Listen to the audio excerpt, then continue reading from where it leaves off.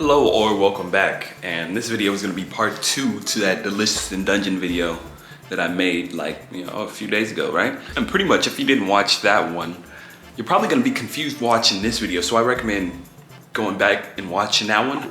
But regardless, I'm going to stop the yapping, let's just get right into it. It starts off with Kabu and his weak ass group being revived yet again. But this time around it's by the gnome dude. Pretty much what we learned from this scene in particular is that Kabru, he's a whipful ass dude. Because there's this other group that tried to cast a spell, like an illusion spell on Kabru and his group. It's where everyone thought that they got surrounded by monsters, but in reality it was just like the other members of their group. But Kabru makes out this trap pretty easily and he breaks his group from this illusion magic. And so he goes to confront the people that just damn near tried to assault them. And as they're talking, the scumbag random adventurer group, right? They're like, hey, you can kill 2 of our members, right?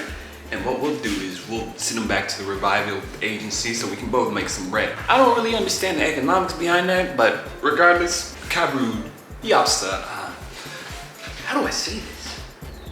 Murder that whole entire group with no fucking mercy. Like no mercy at all. And he wasn't like, this isn't like the nice kind of murder where you can revive them later, right? You know, you set the bodies aside for revival later. No, this nigga, Kabru, he really killed these motherfuckers, right? Again, when I said like he really killed them, he like shoved their bodies into the water so they can't be found later on. Like kind of like how Laos did to Kabru and his group. Like he placed their bodies in a nice spot so people would find them, right?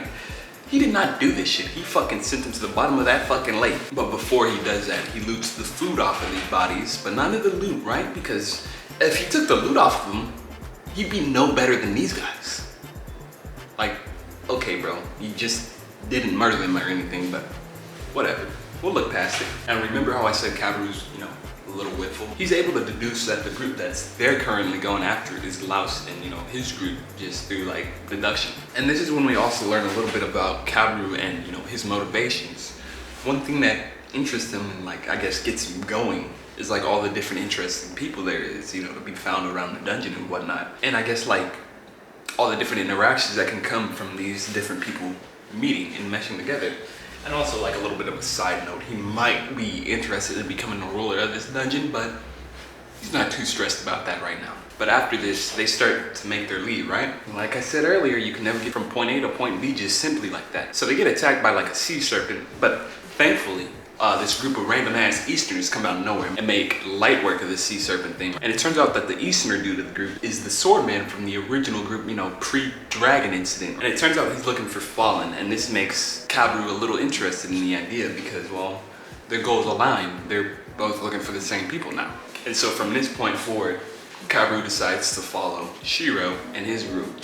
So we're back with the original group now, who've been trying to find their way back to the surface, remember? But they're currently running into issues with this because, well, the lunatic magician, he's currently like shifting the layout around of the dungeon and whatnot. There's also those flying like blood dragon monster things that Marcel dealt with earlier that's keeping them from like going vertically up. So regardless, they've been stuck in this area for a week and they're starting to, well, starve now. And so Chilla, he eventually notices the smell of what seems to be flowers. So they think to themselves that must mean that, water's nearby. And so with that must equal food, right? So they proceed to go in this area and they come across this scene that looks like a prelude to an orgy, but it's really just some dryad flowers, right? And running away from this is not an option on these niggas' mind because they're not gonna run away from a potential food source, right? So it's immediate smoke with these flower things. So they get to find these flowers and eventually, I say eventually a lot. So they get to find these flowers and the flowers release this pollen that gets everywhere, right? And it makes Senshi and Laos totally blind due to like their hay fever. And I'm not gonna lie to you, Laos is totally fucking useless in this moment. So it's up to Chilla to be the eyes for Senshi and kind of guide him through the situation. So he does that and they eventually end up taking out the dryads for some food, which they turn into a very appealing looking stew. And so, as they're eating, they're getting some calories and energy back into their system. And Marcel realizes if they actually want to go after this lunatic magician and hopefully free Fallen from whatever the is happening right now, they gotta be a lot stronger than they are currently. So she decides to start trying to teach Laos some magic so, the brunt of all the healing magic isn't on her, on top of her having to cast spells and do other made shit, Anyways, the group notices a broken building off in the distance, and due to Laos now practicing magic for the first time, he's experiencing this condition called mana sickness because, well, he's not used to using mana, right? So he's not able to join the group in this investigation of the broken building. So the others go to investigate it, and they come across this thing called a cockatrice. It's just like the more dangerous version of the basilisk from the second episode. But now it's up to Marcel and Marcel alone to take this thing out. And she actually does do it successfully. But the thing is, when you get bit by this pack-a-punch version of the basilisk, right? You kind of turn into stone. I don't really know how else to put that. And now it's up to the others of the group to figure out a way to just free her from this state she's in, right? But at the very least, in the meantime, they're not gonna waste her, right? So they're gonna use her body as a way to ferment and shit. Cause come the fuck on, nigga. We are with the Hungry Hippo gang. Every chance they get to cook with something, they're gonna take it. But they pretty much end up spending 4 days trying to get her unstuck from this stone state she's in. Eventually, they're able to do this using some magic and herbs. They really don't even know what the fuck worked, but regardless, they free her up. Within these 4 days, the whole time, Chillick was trying to map out a path for them to actually get unstuck from this area they're in. And he does. He finds the way for them to get out of here. So they go to investigate the spot where the dragon should be, at least, right? And Laos looks inside the hole that, you know, the dragon falling over made inside the wall.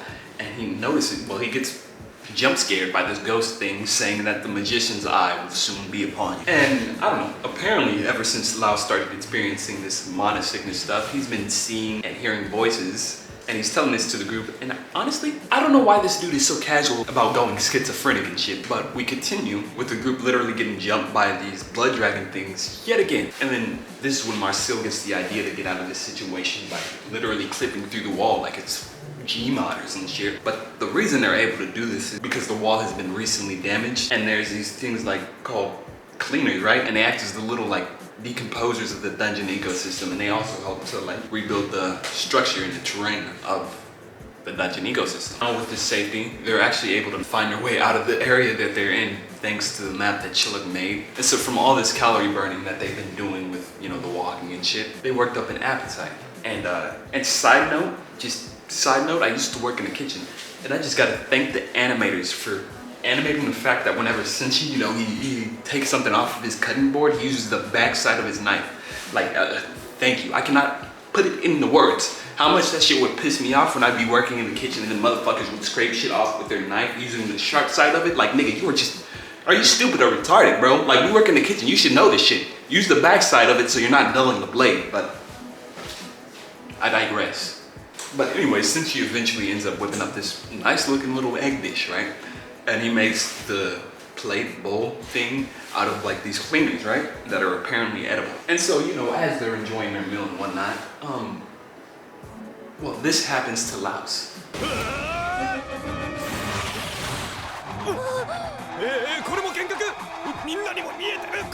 So yeah, the whole group is taken hostage yet again. And this time around, they're lucky because the ones taking them hostage turn out to be a member from his old group, you know, that sword nigga Shiro, right? And Kabru as well. And then this is when we also find out that Kabru doesn't really give a fuck about the fact that Laos and his group stole their treasure anymore. He mostly just wanted to meet the nigga, right? And so with all these people around, there's like a lot of people in this area. They think to themselves, it's dangerous for us all to be grouped up like this. So they all split up into 3 different groups, right? So after they group all of them split off, it's Laos, Shiro, and Kabru who go off to talk with one another. And Laos, he's just entirely way too casual about explaining the situation that happened with Fallon and, you know, all the preceding events. And so when he mentioned that he encountered the lunatic magician, Kabru, he's like, yo nigga, how the fuck did you survive that? Like, period. How did you survive? And you know, in an effort to not blow Marcel's cover of using dark magic, which is highly illegal in this universe, he feigns ignorance and he's like, I don't know shit about magic, dude. And so, you know, with all that yakking, Shiro, he's now curious about like, Laos, why the fuck were you eating a brick when I first saw you, dude? And then Laos from here, he goes full autism monster loving mode, right? And he's like, yeah man, we've been eating monsters like our whole time down here. It's been so much fun. I've been having such a blast. He's just going off like that, like it's a normal thing. Like it's a fun, normal thing to do, you know, eat monsters, right? But after that, Laos and Shiro decide to, you know, talk one-on-one without this stranger ass nigga Kabru listening to what they're talking about, right? But yeah, that talk ended with Shiro choking Laos out because apparently Laos went into full detail. He told Shiro about the fact that that they used black magic in order to revive Fallen, right? And like I said earlier, it's very taboo within this world. So Shiro, he's not happy at all with their recklessness from his perspective. And now with these two fighting with each other, this information is now revealed to everybody who's there. And this drama-loving motherfucker Kabru is like, man, this shit is starting to get interesting now, right?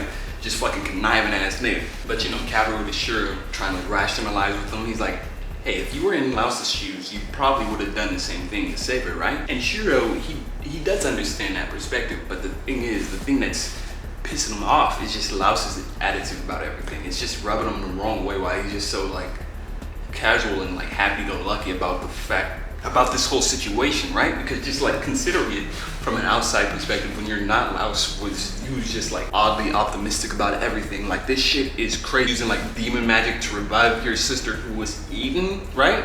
And you're still casual about it, like happy about the situation, right? Yeah, that's just what was rubbing Shiro the wrong way. But you know, in the midst of them arguing, Chilek comes up and he lets the group know that there's a bigger issue.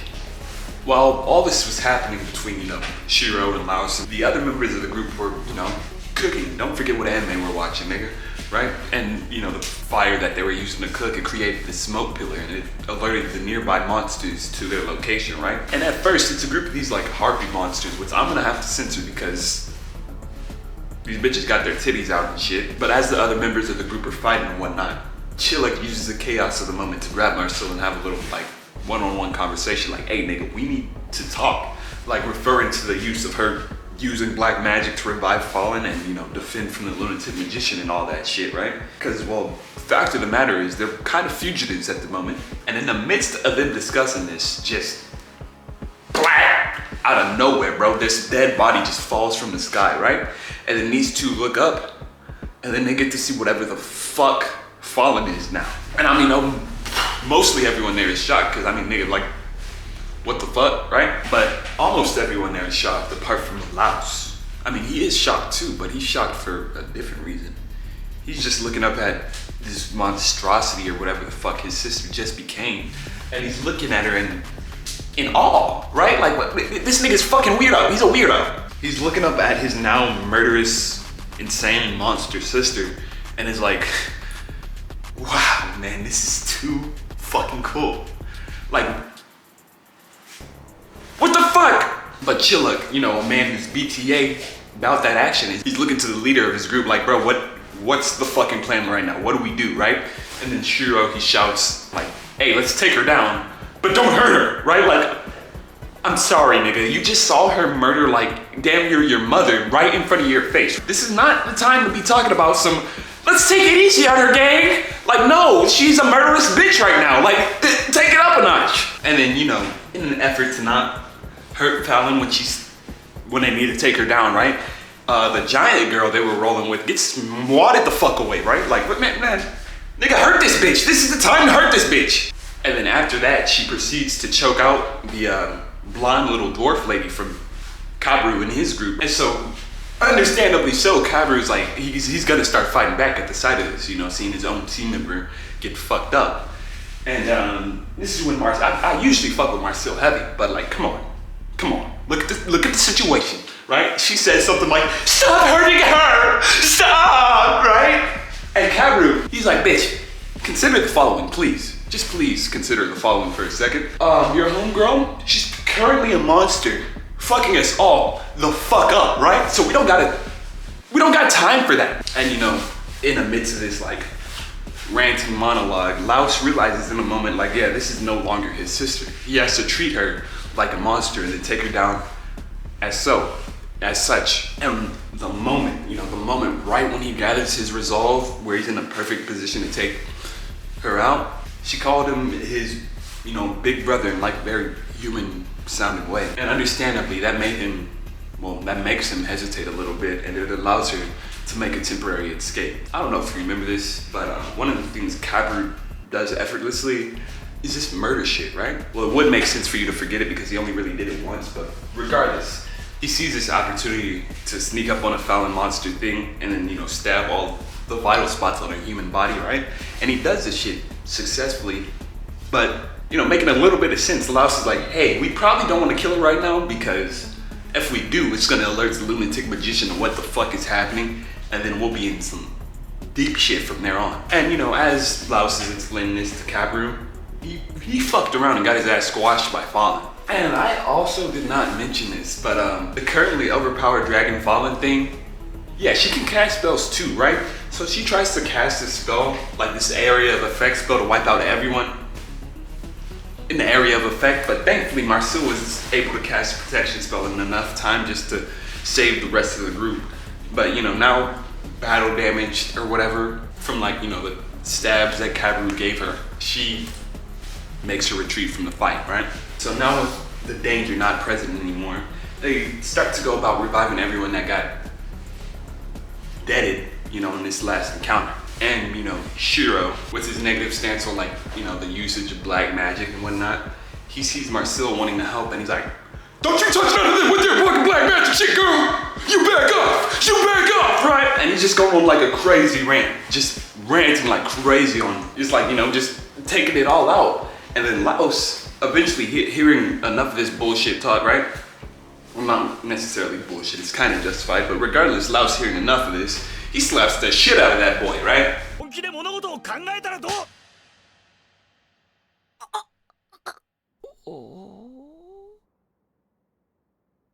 And eventually they start to, you know, get into a fist fight and start hashing out their differences that they've always had, that Laos was just never really aware of, because like I said, he's a little autistic. So when it comes to the social stuff, he's not gonna be picking up on it, right? But regardless, they use this as an opportunity to kind of get on the same page, you know? Because like we learned that Laos kind of viewed Shuru as his first ever real friend, but apparently Shuru does not fuck with that nigga at all.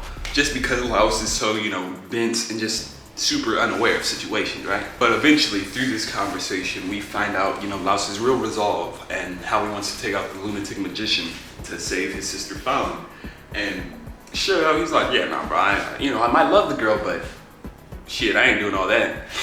And so Shiro and Kabru's group, they're eventually like, yeah, we're gonna bounce up out of here, and we're gonna let the Lord of the island know what's happening, but you know, we're gonna leave out some details so you can keep doing whatever the fuck you gotta do. But we gotta let them know about that monster that's down there, you know? And you know, as they're making their leave, with the group of Easterners, there was actually this another girl that was there with them, but as they're trying to leave, they can't really find her, so they're like, yeah, just forget about her, right? And that's that from there. Yeah, they just literally forgot about her. But regardless, Shiro eventually, as they're saying their final goodbyes, he's to Laos like, hey man, you're most likely gonna die on your journey, and you're kind of a fugitive now, but if you ever need help like getting out of the dungeon when the time comes, just ring this bell and I'll send an escort your way.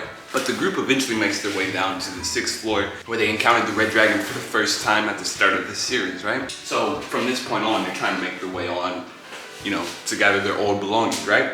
And you know, as they're traveling, this is when Laos mentions the fact that, oh, last time they saw Fallen as like a human, Laos remembers the fact that she was screaming that she had to find like Lord Dagal, who apparently was the king of the kingdom before he got turned into a dungeon. And also he appeared on the surface of the dungeon when this dungeon, I'm saying dungeon a lot, when it first came about, right? And as soon as he did this, he apparently just poofed in the dust on some shit. So yeah, this is where the plot is leading them next, for clues that will lead them to Lord Dagal, or Dagal.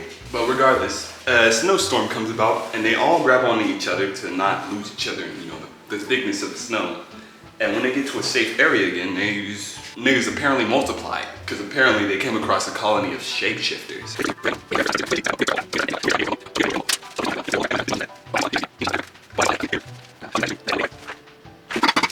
So what does our group do after they handle something important? They fucking eat, right? And as they're eating, they notice like a trail of rice coming from their shit, right? And they end up following the trail of rice, and it eventually leads to, well, Marcel getting fucking taken hostage again. Like, I don't know what the fuck these niggas love being tied up, apparently. Well, she didn't really get tied up, but you know, these niggas love being taken hostage. That's what I should have said. And it turns out she was taken hostage by the Eastern girl from Shiro and his group, the one that they just left, you know, they just kind of said, fuck it, we don't care. And I'm not gonna lie, this little cat girl thing. Her attitude's kind of shitty. But regardless, the reason she was following Laos in his group, well, Marcel in particular, was because she overheard from that conversation Laos was having with Shiro that Marcel is able to perform black magic, right? So she was operating under the assumption that Marcel would be able to fix her two conditions. Well, to be more specific, the two curses that she had placed on her. One of them, I don't know, kind of obvious, making her a fucking cat person, right? And then they have another one, which is like this seal around her neck, right? And anyone who tries to remove it is attacked by, well, this thing, right? This paper mache demon motherfucker. But it ain't nothing for our group now. And I'm gonna skip past it because they can't really eat it. They just kind of light it on fire, and then that's that. You know, after that life-threatening situation, the group becomes a little bit more cordial with one another, and they get to talking, and Izumi, that's the cat girl's name, she asked her, like, why aren't you actually able to do anything about, you know, my cat girl curse? And it turns out when your soul, right, in this universe gets intertwined with another being, it just makes the whole black magic shit a lot more complicated, right? And so with that in mind, Izumi is like, well, why are you still chasing after Fallon? Isn't she intertwined with something else? Like, wouldn't that mean like your whole journey is kind of pointless up to this point? So in response to that, they're like, well, we kind of are fugitives at this point, so we can't really return to the surface even if we wanted to.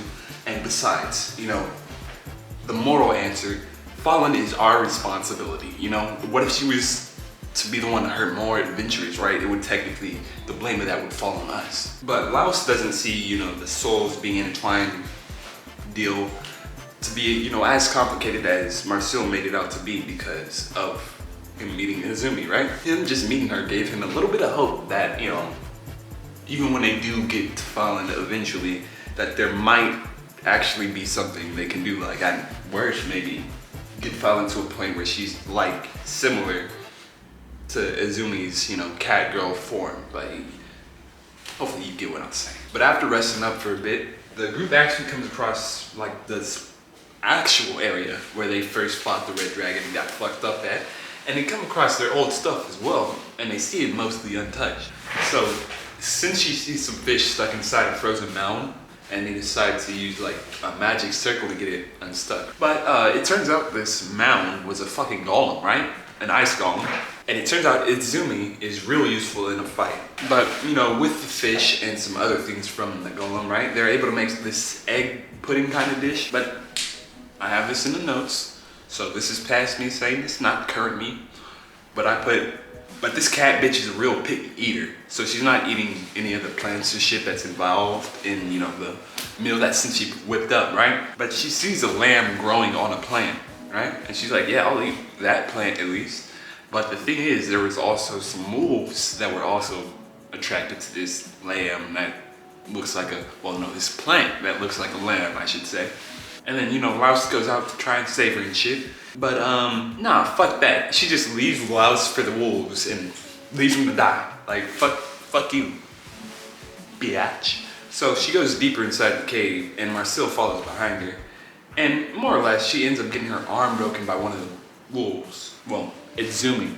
It's Zumi gets her arm broken by one of the wolves. And Marcel gets her out of the situation by distracting the wolf and then getting it off of her arm. And as they're returning from outside the cave, Marcel lets Zumi, the cat girl, know her name is way too fucking hard to pronounce. Damn, has me stuttering after the fact. That shit is like, every time I say it, it's like a poison spell. But regardless, Marcel lets the cat girl know, like, nigga, we don't have the money to be spending on food and shit, so we gotta do what we gotta do to get by, right? Even if that means eating a few plants and vegetables. But eventually they end up eating one of the fruits from this lamb plant thing, and it looks like lamb pretty much. But we begin the next episode with Shiro and Kaburu's group making a return to the surface through this like teleportation, like painting doohickey thing, right? And Shiro wants Kaburu to come with him and explain to the Lord, you know, the situation of what's actually happening down there in regards to the monster Fallon thing. But they both decide not to mention, you know, Laos or implicate any of the others, you know, when it comes to this, on some real nigga shit, right? But as they're discussing their next move, they notice this ship off the coast, right? And Kabaru recognizes this ship to be an elf ship and makes the assumption from that the elves are talking to the Lord before he is, right? He's like, nah, nigga, we gotta get to fucking dialoguing now, because Kabaru is not messing with the idea of the potential that could come. He's not messing with the ideas that could potentially come from the elves being here and interfering with this dungeon, right? At his previous, you know, home village, there was like a dungeon issue, and then when the elves came to help, it ultimately resulted in, well, his village kind of being genocided, right? So he's like, yeah, I don't want that shit to happen again, so we need to go talk right now. So when they get there, this nigga Kabaru just barges in there like a fucking random and immediately lets them know about the fallen situation and how there's a chimera monster now inside the dungeon. And this has the opposite effect of what he really wanted, and it makes the elves want to seize control of the dungeon like right now. And now none of this would be an issue if he were actually to be the lord of the dungeon, right? But the thing is, him and his group kind of suck at exploring. They died like fucking 20 times down there, right? So he has to place his bets upon someone who actually has a chance to making it to the bottom. And currently, looks like the best motherfucker is Laos to do it. Right? He reluctantly places his faith upon Laos, despite the fact that he thinks he's one weird ass nigga, right? It's just, the fact of the matter is, he's the closest to becoming the lord of the dungeon, right? Just by happenstance. So in an attempt to give Laos and his group more time, Kabaru convinces the elves to seal off the dungeon temporarily. All right, but we're back with the original group, and they're munching down and whatnot, and Izumi notices this almost like presence near him, right? And then they ask Catgirl, what the fuck is up, right? She's like, yeah, I just thought I felt something, right? And this makes Laos realize, like, hey, I might not actually be schizophrenic. So he starts to explain to the group how, like, ever since he used mana for the first time, he thought he was experiencing, you know, like, these hallucinations and seeing these voices as an effect of the mana sickness, right? And to be specific, they're like these kind of like ghost voice things, you know? And he didn't ever want to say anything about it because he didn't want to seem more crazy than, well, he already was, well, already is. So he finally stops ignoring the ghost like it's his crazy ex or something, and the ghost is very annoyed that he, well, was ghosting him this whole entire time. And it turns out that this ghost dude is the one that saved their asses whenever the lunatic magician is trying to, you know, trap him in that room. He's the one that pulled him through the wall. And he also mentions that the ghost guy wants to take the group somewhere. So he just kind of like smooth kidnaps him and just takes him to this new world, really. So they end up in this place called the Golden Castle, right? And this is an area where monsters are actually tamed and shit. And they almost immediately get recognized as outsiders. And apparently here, someone has been wanting to meet with them. And the nigga's name is Yad. And he's the grandson of King Degao, that nigga they're searching after. But anyways, they get to talking. And then this is when we find out that this entire village apparently does not need to eat or anything like that. And they don't age or any weak ass shit like that because of, you know, the curse of immortality that the lunatic magician has placed on the village. And also through this conversation, we find out that this special nigga Laos, right, is supposed to be the chosen one according to their prophecy. Because this sword, Konosuke, that's the sword's name, has like the winged lion emblem on it, right? And you know, Yad wants Laos to make the promise to him that he's gonna be the one to take down the lunatic magician. And understandably, the way this nigga Yad was coming off, Laos is gonna have to take some time to think about the decision. So they take a knife, and after sleeping on it a little bit, they get to talking with Yad a little, and we get an exposition dump here. And through this, we learn that the lunatic magician's real name is Thistle. But anyways, apparently he grew up with King Degao as like a little, like a brotherly relationship, right? And as, you know, the king was becoming, you know, more kingly and gaining more power as he grew in age, right?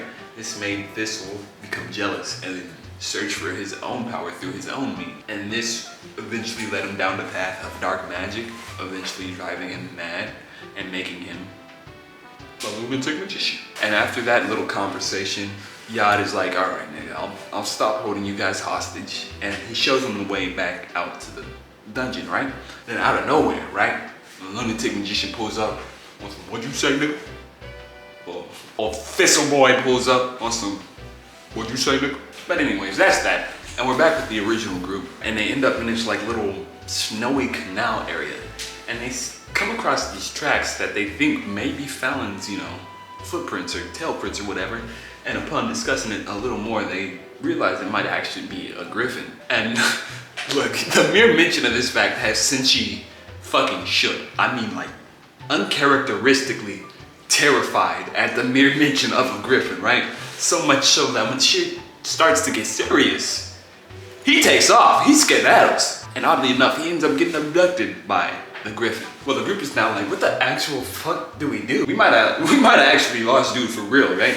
And Marcel gets the idea to create, you know, this familiar using the remainder of the food that they have. And, you know, she forms this thing and then, well, something. But hey, that's all that really matters, because with this, it's able to fly well enough and locate wherever the fuck since she is. But unfortunately, due to its build and, yeah, its build, it's not really able to grab Cinchi or really like help him fight the griffin or anything. So Laos whips up this new form and it's able to get Cinchi, you know, a rope, right? So that can help him at least, but this new form kinda also gets killed too. And the griffin is still at full health. They have not done shit to this thing.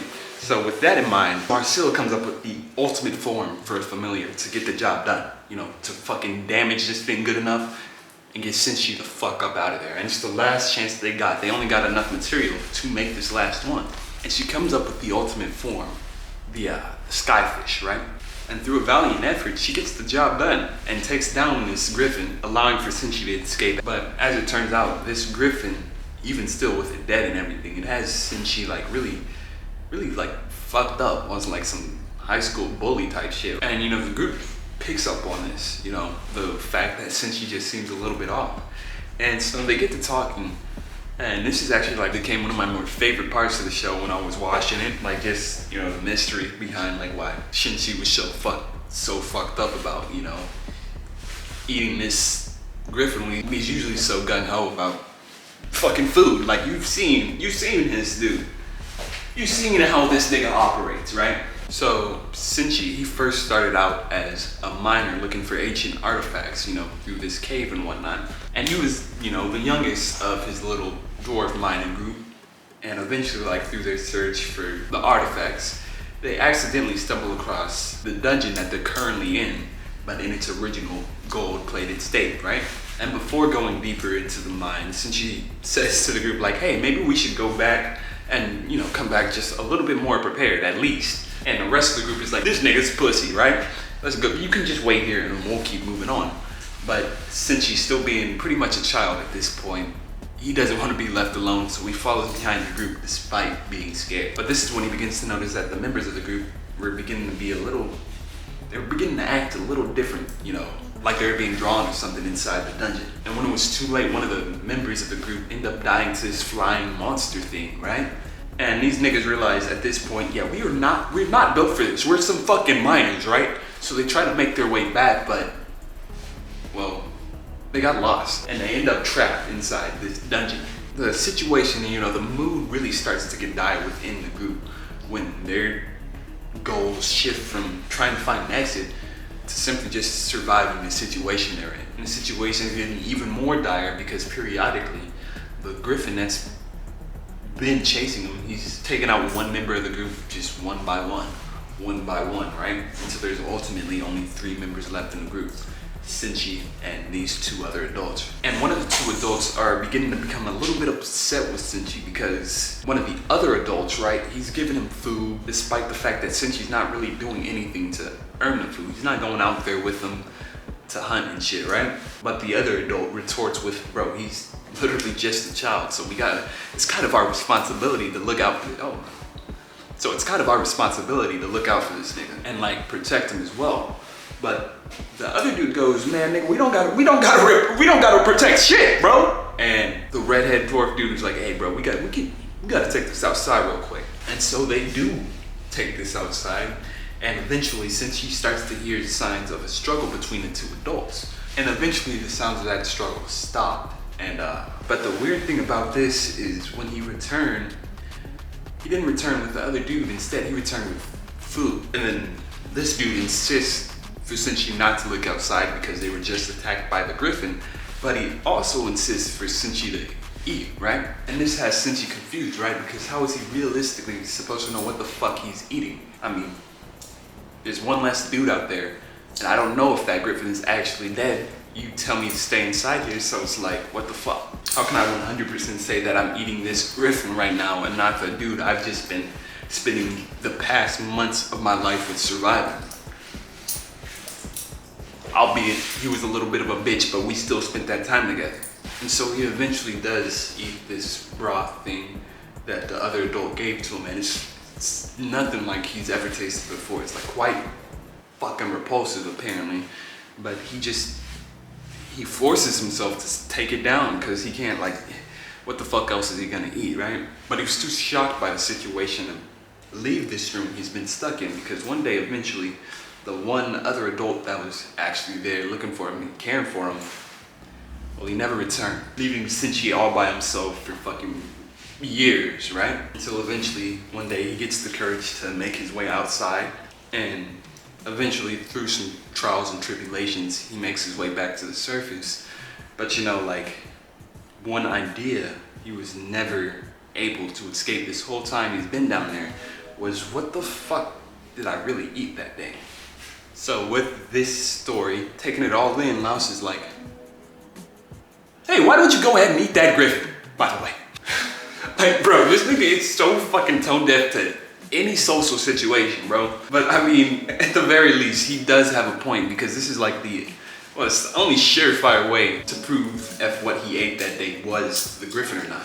And so they prepare the broth, you know, exactly the same way that Senshi ate it the first time.